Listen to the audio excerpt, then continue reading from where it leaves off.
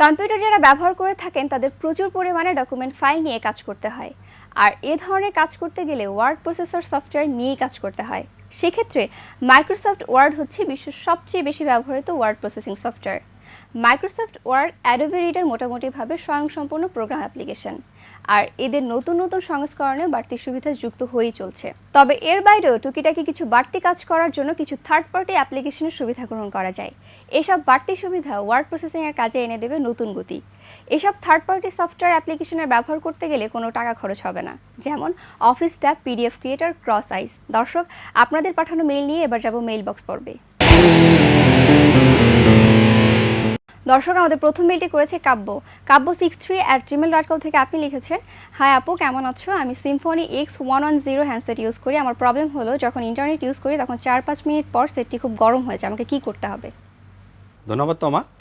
ধন্যবাদ দর্শক আপনার ইমেইলের জন্য। আপনি যে সমস্যাটির কথা বলেছেন, এই ধরনের সমস্যা আসলে আমাদের মোবাইল হ্যান্ডসেটটিতে প্রায় হয়ে থাকে। সেটি আসলে আপনি যে ব্র্যান্ডের কথা বলেছেন, এই ব্র্যান্ডে না, অন্যান্য ব্র্যান্ডেও কিন্তু এমনটি হতে পারে। যদি আমরা আমাদের মোবাইল ফোনে ইন্টারনেট ইউজ করি তখন কিছু কিছু অ্যাপ্লিকেশন আছে যারা প্রতিনিয়ত ব্যাকগ্রাউন্ডে আপনার ইন্টারনেট ইউজ করতে থাকে, এই জন্য সেটটি আসলে গরম হয়ে যায়। আপনি যেই কাজটি করতে পারেন সেটি হলো যে যেই অ্যাপ্লিকেশনটি আপনি ইউজ করছেন এবং যেটির কারণে গরম হচ্ছে সেই অ্যাপ্লিকেশনটি আবার রিইনস্টল করে দেখতে পারেন। হয়তো এই ধরনের সমস্যা আপনার আর ভবিষ্যতে হবে না।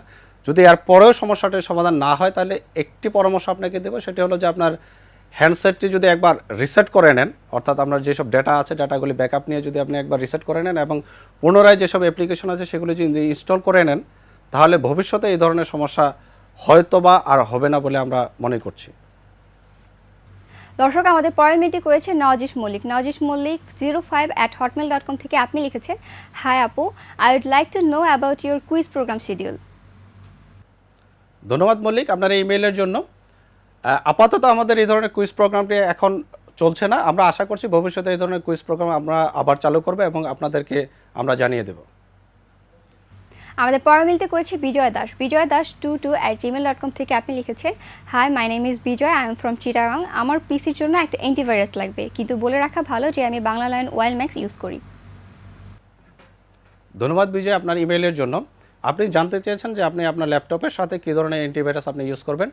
আপনি আপনার ল্যাপটপের সাথে বা কম্পিউটারের সাথে যে কোনো ধরনের অ্যান্টিভাইরাস আপনি ইউজ করতে পারেন। এর মধ্যে বাজারে প্রচলিত যেসব অ্যান্টিভাইরাস আছে, যেমন কাসপারস্কি, আভাস্ট, আভাইরা, এগুলি আপনি ইউজ করতে পারেন খুব সহজেই। এক্ষেত্রে অবশ্য আপনি যে মডেমের কথা বলেছেন সেই মডেমটি আসলে কোনো বিষয় নাই। এই মডেমের সাথে আপনি যে কোনো অ্যান্টিভাইরাস আপনি ইউজ করতে পারবেন। আমাদের আজকের শেষ মেইলটি করেছে kibrianiaz.bd@gmail.com থেকে। আপনি লিখেছেন, হ্যালো আপু, আপনাদের প্রোগ্রামটা আমার খুব ভালো লাগে।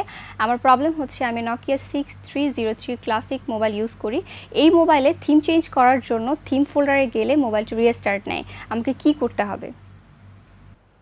ধন্যবাদ দর্শক আপনার ইমেইলের জন্য। আপনি যে সমস্যাটির কথা বলেছেন, এই ধরনের সমস্যাটি কখনো কোনো হয়ে থাকে যদি আপনার মোবাইল ফোনে যে অপারেটিং সিস্টেম আছে সেই অপারেটিং সিস্টেমটি যদি কোনো কারণে নষ্ট হয়ে গিয়ে থাকে, অর্থাৎ অপারেটিং সিস্টেমে যেসব ডিপেন্ডেন্সি ফাইল থাকে এগুলি কখনো কখনো ভাইরাসের কারণে বা অন্য কোনো কারণে নষ্ট হয়ে যেয়ে থাকতে পারে। এজন্য আপনি যখন ফোল্ডারে ঢুকছেন তখন হয়তো সেই ফাইল যেখানে আছে, ফোল্ডারটির যেই ফাইলগুলি আছে সেগুলি হয়তো ঠিকমতো অ্যাক্সেস করতে পারছেন না, এই জন্য আপনার ফোনটি রিস্টার্ট হয়ে যায়।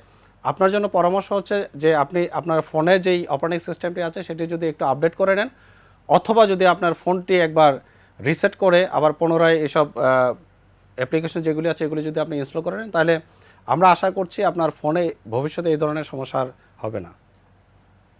দর্শক, কম্পিউটার বিষয়ক যে কোনো সমস্যায় আপনারা আমাদেরকে মেইল করতে পারেন। আমরা চেষ্টা করব আপনার সমস্যার সমাধান দিতে। আর আমাদেরকে মেইল করুন atnitzone@gmail.com-এ।